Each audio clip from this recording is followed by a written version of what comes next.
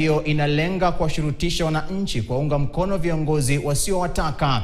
Matamshi hayo yanaungwa mkono na baadhi ya wakazi mjini Machakos wanaosema demokrasia ya Kenya iko hatarini, huku sasa wakitaka serikali kuheshimu sheria na kuhakikisha kila mwananchi anapata nafasi ya kushiriki kikamilifu katika shughuli za kisiasa bila vitisho aina yoyote. Nahisi kwamba demokrasia ya Kenya imewekwa katika hatari na hii serikali hiko. Kwanza kabisa tunaona kwamba serikali ambayo inahitaji kulinda mwananchi wanatumia goons kuhatarisha maisha ya wengi na kutumia mabafu kutekeleza matakwa yao. Viongozi wenye wako kwa kiti ndio wanachangia demokrasia na kuwa na shida. Sasa ningeomba sana hao viongozi wetu, tafadhali si mkue mwelekezo mzuri kwetu sisi wananchi.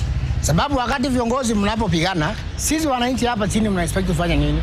Tangu zamani ningesema wakati wa KANU, tukaja wakati wa Moi, tukaja wakati wa Kibaki, wakati wa Uhuru.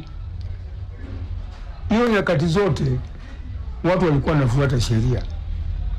Manake huwezi kunyima mtu ambaye anatafuta kiti. Anatafuta kiti ya president au anatafuta kiti cha MCA au cha governor, umwambie hawezi kwenda Kitui kufanya mkutano. Hiyo inaonekana hakuna demokrasi, kwa sababu huyu mtu anatafuta kiti ili apate kusaidia wananchi.